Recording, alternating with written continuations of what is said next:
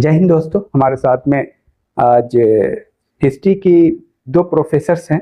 इनसे हम थोड़ा इनके संघर्ष की कहानी भी समझेंगे और ये भी जानेंगे कि विद्यार्थियों के लिए आने वाले जो कंपटीशन है, नेट है या आईएएस पीसीएस है, उसमें चूँकि मैडम दोनों हैं हिस्ट्री की प्रोफेसर्स हैं। प्रोफेसर कामना लोहानी हैं हमारे दाईं तरफ और हमारे बाईं तरफ है प्रोफेसर पुष्पा नेगी जी हैं।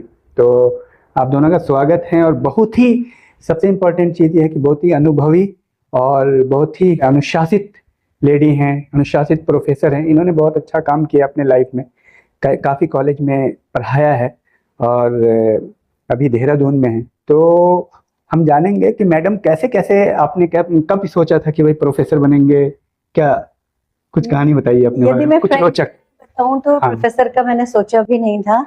मैंने अपना पीजी कंप्लीट किया था और उसके बाद मैं सिविल सर्विसेज की तैयारी कर रही थी। तो 3-4 साल मेरे इसी में लग गए और 2 बार प्रीलिम्स क्वालिफाई करने के बाद मेंस मैंने दिया। तो मेरा सब्जेक्ट का चॉइस उतनी अच्छी नहीं थी। फिलॉसफी मैंने ले लिया था जिससे मैं मेंस क्लियर नहीं कर पाई। तो उसके बाद फिर ये लगा कि अब क्या करना है। तो प्रिपरेशन तो पूरी थी, तो फिर एक ही बार में नेट निकाल दिया। जब आप पीटी क्वालिफाई कर चुकी हैं आईएएस का, तो ये तो बहुत बड़ी बात है। ये कोई मामूली बात नहीं होती, क्योंकि पीटी क्वालिफाई करने का मतलब है कि आगे मतलब आप जो है गेट आपने यूपीएससी का क्वालिफाई कर लिया। आगे चूंकि आपने उसको कंटिन्यू नहीं किया, नहीं तो जैसे पीसीएस वगैरह तो आसानी से निकल सकता था, लेकिन आप जिस पोस्ट पे अभी आप हैं, आप एक प्रोफेसर का जो एक गरिमा में मतलब पोजीशन होता है सोसाइटी में, वो अपने आप में मतलब आईएएस पीसीएस से कम नहीं होता है। तो आप बहुत अच्छी जगह पे है, भगवान ने बहुत अच्छा ही सोचा होगा। क्योंकि आपको पता है डॉक्टर अब्दुल कलाम बनना चाह रहे थे, पायलट ऑफिसर, लेकिन वो कहाँ से कहाँ क्या क्या हो गए। तो फिर यहाँ कैसे मुड़ गए? आपने नेट क्वालिफाई कर लिया। हाँ, फिर मेरी शादी हो गई। तो हस्बैंड पीसीएस थे, तो उन्होंने कहा कि घर नहीं बैठना है, आप कुछ करो। तो मैंने नेट क्वालिफाई किया और नेट क्वालिफाई करने के बाद तुरंत मैं बरेली कॉलेज बरेली में लग गई जी। और सीधे मैंने पीजी क्लासेस पढ़ाई। फिर जर्नी में बड़े चेंजेस आते रहते हैं। फिर उत्तराखंड राज्य बना, तो हम लोग, मेरे हस्बैंड यूपी काडर के थे, तो कंपल्सरीली हम लोगों को उत्तराखंड भेजा गया। तो जैसे उत्तराखंड में आई तो यहाँ पर पोस्ट निकली थी हम लोगों की असिस्टेंट प्रोफेसर की संविदा में। तो मैंने उसके लिए अप्लाई किया और हो गया, होना ही था उसमें। बहुत बड़ी बात है, क्योंकि मैं बरेली का एक्सपीरियंस 4 साल का लेकर के आई थी पीजी क्लासेस का, तो हो गया था उसमें। बस फिर भी संघर्ष काफी चला। बस एक सेटिस्फेक्शन था कि मैं बच्चों को पढ़ा रही हूँ, जो मेरे अंदर नॉलेज है वो बच्चों को डिलीवर कर रही हूँ। तो that was a very great experience and एक एस्पिरेशन थी कि अपने नॉलेज को ट्रांसफर करना है, तो वो कर पाई। बहुत बड़ी बात है, बहुत अच्छी बात है मैडम, इससे बड़ी कुछ नहीं होती। डॉक्टर अब्दुल कलाम राष्ट्रपति बनने के बाद उनकी एक ही ख्वाहिश थी कि मतलब हमको जो है ना, वो पूर्व राष्ट्रपति मत बोलो, टीचर बोलो। और वो चाह रहे थे राष्ट्रपति बनने से पहले कि मैं स्कूल चलाऊं, समझ रहे। तो पढ़ने पढ़ाने का काम तो राजा का काम होता है। ये इसमें बहुत ही मजा आता है, सेल्फ सेटिस्फैक्शन। और हम प्रोफेसर पुष्पा नेगी मैडम से जानेंगे कि आपका कैसे मूड बना, आप कैसे हिस्ट्री की प्रोफेसर बनी, आप बताइए मैडम। सर, अगर जर्नी की बात कही जाए और यहाँ तक पहुँचने की बात की जाए, तो ये तो काफी लंबा संघर्ष रहता है सभी के जीवन में, और हमारे जीवन में भी ये संघर्ष बना रहा। क्योंकि ग्रामीण परिक्षेत्र परिवेश से आना और किसी भी कंपटीशन एग्जाम को फाइट करना और उसमें सफलता हासिल करना और अपना एक मुकाम हासिल करना, किसी के लिए भी थोड़ा टफ तो रहता ही है। और 2016 में मैं इंटर कॉलेज में एज ए लेक्चरर के रूप में हिस्ट्री सब्जेक्ट में अपॉइंटमेंट हुआ मेरा, नियुक्त हुई मैं। और 2020 तक, फिर 2020 में हम हायर एजुकेशन में आ गए। और संघर्ष ये था सर कि कोई भी व्यक्ति जहाँ भी पहुंच रहा है, कोई भी हो, चाहे वो चाहे शहरी परिवेश का हो या ग्रामीण परिवेश का हो, संघर्ष सबका अपना बराबर होता है। पारिवारिक परिस्थितियां हो, आगे गांव का माहौल, चाहे जहाँ भी हम रह रहे, वो बहुत ज्यादा हमें क्या करता है, प्रभावित करता है। और सबसे बड़ी एक बात है कि मेहनत, वो कोई भी हो, वो अमीर परिवार में है, गरीब परिवार में है, ग्रामीण में है, शहर में है, किसी भी जात में है, किसी भी लिंग में है, मेहनत इंसान की उसको उसके मुकाम तक ले ही जाती है। और जिस पे हम भगवान में आस्था रखते हैं, वो सिर्फ आपकी मेहनत देखता है, वो बाकी कुछ नहीं देखता है। तो ईश्वर का भी आशीर्वाद रहा, अपने गुरुजनों का आशीर्वाद रहा कि ठीक है, जो भी हम ये नहीं कहेंगे कि हमने बहुत बड़ा किया, लेकिन जो भी किया, जितना भी किया, सबके आशीर्वाद से, सबके मेहनत से हम लोग यहाँ तक पहुंचे हैं। और अच्छा लगा सर, हम भी पहले सिविल सर्विस की तैयारी कर रहे थे, 2 बार मेंस भी लिखे हैं सर। अरे वाह। उत्तराखंड पीसीएस में। जी जी। और अब होता है कि भगवान ने एक डेस्टिनी सभी के लिए निर्धारित की हुई होती है, जहां भगवान को लगता है शायद कि ये यहाँ ज्यादा बेटर और बेहतर कर सकते हैं, तो फिर मूव इधर को हुआ कि नेट दिया, तो नेट देके जीआरएफ वगैरह निकल गया, फिर वैकेंसी वगैरह आई और हमने यहाँ की वैकेंसी के लिए अप्लाई किया और इंटरव्यू फेस किया और सिलेक्शन हो गया। कहीं ना कहीं एक वो तो रहता ही है कि सर सिविल में जाना था, लेकिन जो भगवान को खुदा ये मंजूर है वो हमें भी मंजूर है सर। और एक चीज बहुत अच्छी लगी कि आप जो है इंटर कॉलेज में थी और स्टिल यू आर स्ट्रगलिंग। मतलब बहुत ज्यादा लोग होता क्या है ना, स्टक हो जाते हैं कहीं पे जाने के बाद, और ये जो एक थॉट है ना, माइंडसेट है कि हमें रुकना नहीं है, कुछ और करना है, फिर कुछ और करना है, आपको लगे रहना है। भगवान के हाथ में है कि वो क्या देगा। बोलते हैं ना, कर्म करो फल की इच्छा ना करो, भगवत गीता का कथन है। ये बिल्कुल सही है, आपको अपना काम करना है, फल जो है भगवान देते हैं। तो आप इंटर कॉलेज में थी, फिर इंटर कॉलेज से आप संघर्ष कर रही हो, नीट जेआरएफ भी निकाला है, फिर प्रोफेसर भी बन गए, और आपने मेंस भी 2 बार लिखा। तो ये चीजें बहुत ज्यादा मोटिवेशनल है, जो बच्चों के लिए इंस्पायरेशन। सर उससे पहले मैं एलटी में भी रह चुकी हूँ सर, 2-4 महीने मैंने वहाँ भी काम किया, फिर मेरा लेक्चरर में हुआ, फिर मैं यहाँ आई। और अगर मैं प्राइमरी मोड पे देखूँ तो मैंने आंगनबाड़ी, जैसे लोग आंगनबाड़ी में होते, तो आंगनबाड़ी में मैं 2-3 महीने काम किया। फिर मुझे लगा कि मुझे थोड़ा ज्यादा कुछ बेहतर करना चाहिए, क्योंकि ठीक है, जो लोग गाँव में एक ही परिक्षेत्र में रह सकते हैं उनके लिए शायद ये जॉब ज्यादा अच्छी है, मुझे कुछ बेहतर और अच्छा करना चाहिए। तो फिर मैंने अपना आगे की अपनी पढ़ाई जारी रखी, सब कुछ किया। फिर अब मेरा एलटी में सिलेक्शन हुआ, फिर मेरे लेक्चरर में सिलेक्शन हुआ, फिर मैं यहाँ हायर एजुकेशन में आई, और सभी का आशीर्वाद था सर। मेहनत तो सर सभी करते ही हैं। आशीर्वाद तो है ही, लेकिन साथ साथ में पैरेलल मेहनत, बिल्कुल सर, देखिए सर, माइंडसेट, सारी चीजों का ना कॉम्बिनेशन सक्सेस। बिल्कुल सर। तो बहुत ही अच्छा है आपकी स्टोरी। तो मैडम ये बताइए, जो नए युवा है ना, उनको क्या सलाह देंगे, मतलब किस तरह से वो मेहनत करें, कैसे करें। युवा में ना अभी आजकल बहुत ज्यादा भटकाव है और पेशेंस की बहुत कमी है। थोड़ा मैं जो आजकल अभी कम से कम 10 साल से मैं देख रही हूँ कि आज का जो युवा है वो बिल्कुल शॉर्टकट की तरफ जा रहा है। उसको और जब से स्पेशली ये मोबाइल्स आए हैं तो उनको हर चीज आपको सामने मिल जाती है, तो ना वो नोट्स बनाते हैं, ना वो पढ़ने की कोशिश करते हैं, ना वो। हम लोगों के जमाने में हम लोग कई सारी बुक्स को रेफर करते थे, तब जाके हम अपने पर्सनल नोट्स बनाते थे। तो युवाओं में फोकस कम है, वो कम से कम मेहनत करके बहुत कुछ पाना चाहते हैं, लेकिन फिर उसका रिजल्ट यही होता है कि जिन्होंने वाकई मेहनत की है, जिन्होंने अपनी फंडामेंटल्स क्लियर किए हैं, उनके कॉन्सेप्ट क्लियर हैं, वो सब्जेक्ट को समझे हैं या किसी भी फील्ड में वो जाना चाहते हैं, तो वहां के लिए उन्होंने ऑनेस्टी से मेहनत की है, तो वो सफल भी हो पाते हैं। बाकी सब साइड लाइन हो जाते हैं। तो हम क्यों कहते हैं कि बहुत कम लोग सेलेक्ट हुए, क्योंकि उन लोगों ने फोकस्ड स्टडी किया था। तो शॉर्टकट छोड़ करके हमें मेहनत पे ध्यान देना है। मैं तो यही कहूंगी यंगस्टर्स से कि ठीक है, आपके पास ये सब्स्टिट्यूट चीजें हैं, आप मोबाइल्स भी यूज करिए, कभी कभी यूज करिए, मतलब उसको देख लीजिए, आप रेफर कर सकते हैं चीजों को, लेकिन आप उसको, टेक्स्ट बुक्स भी हैं आपकी, जो बुक रीडिंग राइटिंग का जो एक पहले से ही कॉन्सेप्ट हुआ करता था, वो जरूर करना है। आप खाली शॉर्टकट से आगे नहीं बढ़ सकते हैं, तो वो करना पड़ेगा। बहुत अच्छी बात आपने कही है। मैं इसमें कोटेशन बहुत अच्छा है, world does not reward the shortcut, world reward the persistence, patience. और ये सिर्फ संघर्ष की कहानी नहीं है, ये सिर्फ मेहनत की कहानी नहीं, ये है स्टोरी पेशेंस की। जो फील्ड में जितना लंबा टिकता है वो विनर हो ही जाता है, क्योंकि बाकी सब आउट हो जाते हैं। समझ रहे हैं? बिल्कुल। फील्ड में आप कितने देर टिके हुए हैं, इसका बहुत मायने रखता है। तो एक और सवाल है मैडम, आपने चूंकि आईएएस मेंस भी लिखा है, ये बहुत बड़ी बात है। तो आईएएस मेंस लिखा है, तो आईएएस पीसीएस की तैयारी करने वालों को आप क्या कहेंगे? मैं जैसे अभी थोड़ी देर पहले भी मैंने कहा था कि फंडामेंटल्स क्लियर होने चाहिए। आप किताबें पढ़ डाली, बहुत सारा पढ़ लिया, लेकिन आपका कॉन्सेप्ट क्लियर नहीं है। आपको वहां जाकर के उन 3 आवर्स में, उन पर्टिकुलर वर्ड्स में आपको अपना लिखना है, और क्या आपका थीम है, क्या आपका कंटेंट है।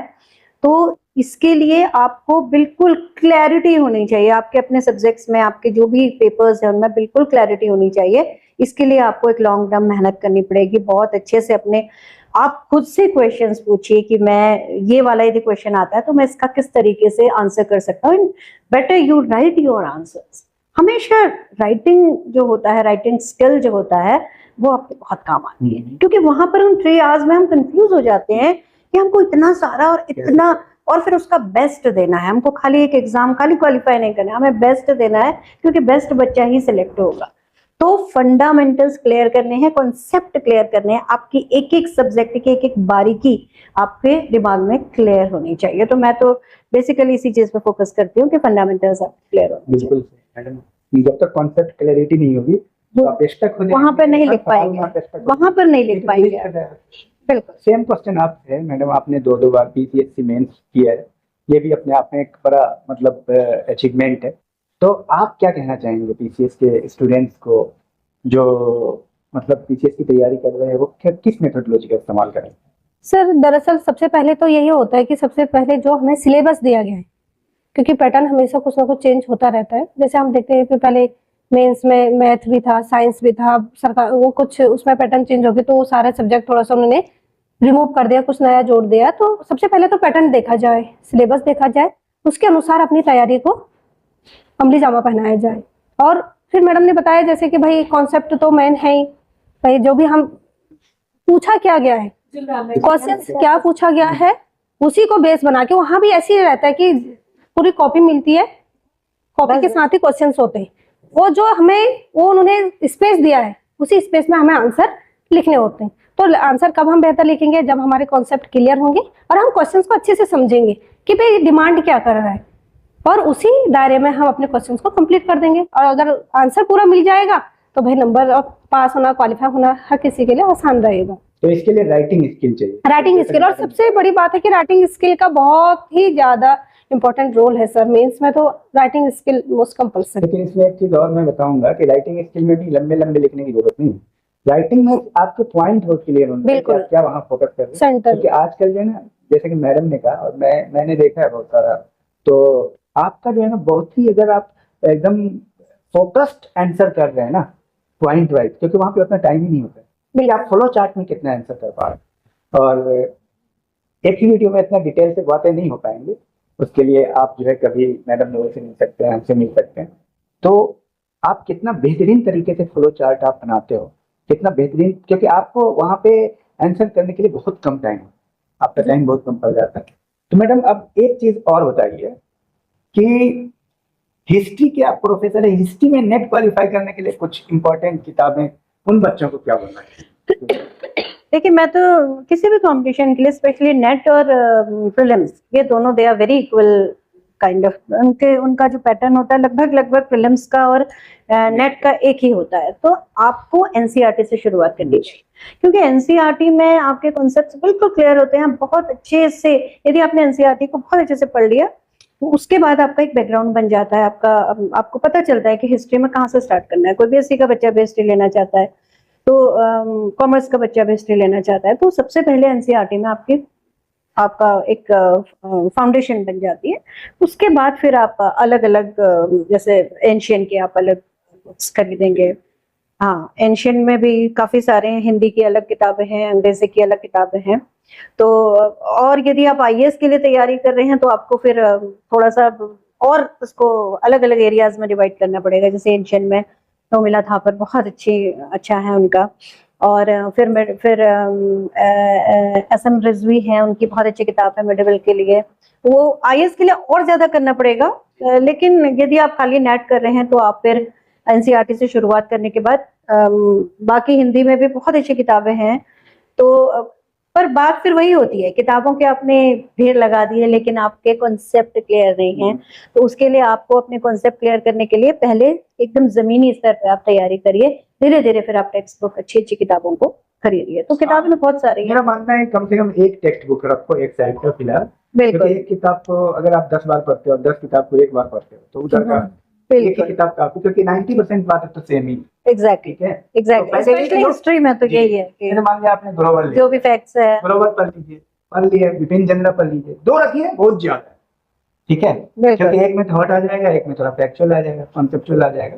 हम्म। तो ऐसे रखिए, और ज्यादा किताबों के चक्कर में मत रहिए। एनसीईआरटी इज कंपलसरी, जैसा कि मैडम ने कहा। और एक चीज और है, एनसीईआरटी का नोट्स का पूरा हम लिंक आपको दे देंगे इस वीडियो डिस्क्रिप्शन में। मैं हिस्ट्री, पॉलिटी, ज्योग्राफी हर एक एनसीईआरटी का है, तो उसका भी आप फायदा उठाइए। जो बच्चे बिल्कुल नए हैं, उनको समझ में नहीं आता है एनसीईआरटी कैसे शुरू करें, समझ में नहीं आता है। ये तो पढ़ा था 8वां 9वां 10वां में, फिर ये क्यों पढ़ना है?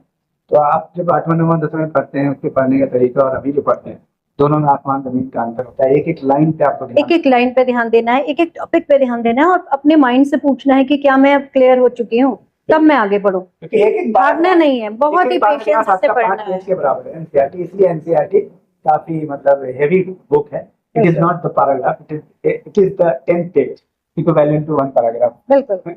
सो प्रोफेसर पुष्पानी मैडम से मैं जानूंगा कॉम्पिटिटिव स्टूडेंट्स को किसी भी कंपटीशन की तैयारी कर रहे हैं, खासतौर से नेट की या पीसीएस की, आईएएस की, उसके लिए क्या बताएंगे आप स्ट्रेटजी, कैसे कैसे करें?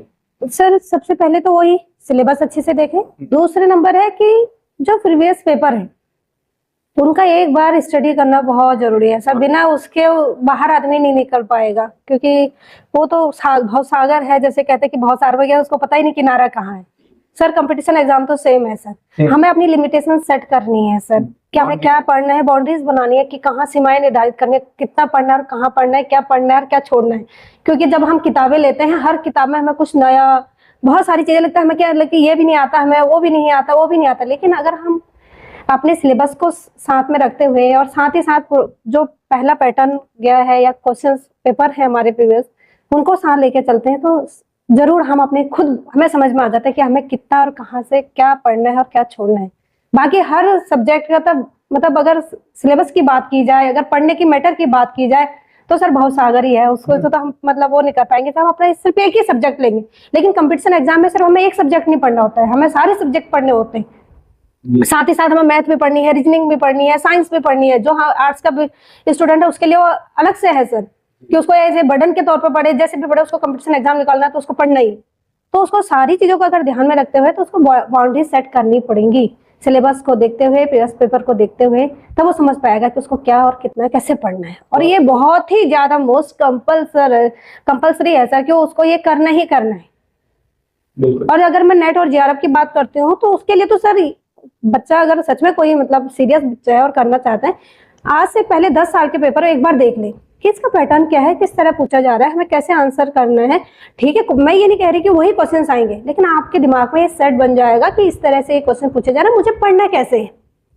और खासकर जब हम नेट का पहला पेपर देते हैं सर, वो पेपर मतलब थोड़ा सा उसमें पॉसिबिलिटीज वाले भी क्वेश्चन होते हैं, और वो क्वेश्चंस क्योंकि बच्चा अपने सब्जेक्ट में थोड़ा बहुत ठीक कर लेता है, लेकिन फर्स्ट पेपर जो होता है वहाँ कई बच्चे क्या होते हैं, थोड़ा नंबर कम आने की वजह से फिर वो क्वालिफाई नहीं कर पाते। लेकिन वहाँ भी बहुत ध्यान देना है कि हमें प्रोबेबिलिटी वाले क्वेश्चंस होते हैं, उनमें बहुत फोकस करने की जरूरत है। अगर वो उनके समझ जाए कि भाई मुझे इसके आंसर को कैसे कैसे हैंडल करना है, तो उसका आवश्यक रूप से सर नेट निकल जाएगा। थोड़ा सा कंप्यूटर से रिलेटेड भी क्वेश्चंस आते हैं कि भाई जैसे वायरस वगैरह है, बहुत सारी क्या है, वेब सर्च इंजन है, बहुत सारी चीजें आती हैं, जितनी भी नई नई चीजें उसमें होती रहती है। तो बच्चे को ये भी है कि कंप्यूटर की पतली सी किताब लेके जो लेटेस्ट में आई हो, उससे रिलेटेड भी क्वेश्चंस अगर बच्चा करेगा, फिर वो कॉम्प्रिहेंशन क्वेश्चंस रहते हैं, उनके आंसर जो होते हैं, प्रोबेबिलिटी वाले क्वेश्चंस होते हैं, उनका अच्छा करता है। थोड़ा बहुत मैथ रीजनिंग आदमी ठीक है, बाकी जीएस ठीक है, तो बच्चा बहुत अच्छे नंबरों से अच्छे से क्वालिफाई कर लेगा सर। अच्छा होता है मैडम। आपने एक तो ये है कि एनसीईआरटी आपने बताया, दूसरा सिलेबस, और तीसरा पीवाईक्यू, इन तीनों को इंटीग्रेट कीजिए और अपना दिमाग भी लगाना है, माइंड से, पेशेंस, ये सारी राइटिंग स्किल, लिखते जाओ, एक बगल में कॉपी रखिए, आप जो आप पढ़ रहे हैं उसको लिखिए, आपको तभी क्लियर होगा कि मुझे ये चीज आई या नहीं आई। बिल्कुल। तो ये 5 बिंदु है, NCERT, writing skill, syllabus, PYQ, ये चीजें हैं, इनसे आप अपने आप को, और पेशेंस बहुत जरूरी है, पेशेंस के बिना ये जो है ना, इस पॉइंट को आप लिख लीजिए, और ये बिल्कुल जरूरी है। इसको अगर आप रिलाइज नहीं करेंगे, सिलेबस समुंदर है, सिर्फ लिखा हुआ इतिहास, भारत का इतिहास, तो लोग रिसर्च कर रहे हैं 20-20 साल से, आप क्या करेंगे भारत के इतिहास? तो just look the PYQ and analyse it, review whatever you know, how you will solve it. ठीक है, आपको खुद सोचना है, गो थ्रू एनसीईआरटी पर एंड देन एनालाइज। एक किताब जैसा कि मैडम लोगों ने, तो बहुत अच्छा लगा। मैडम और कुछ बोलना आप चाहेंगे?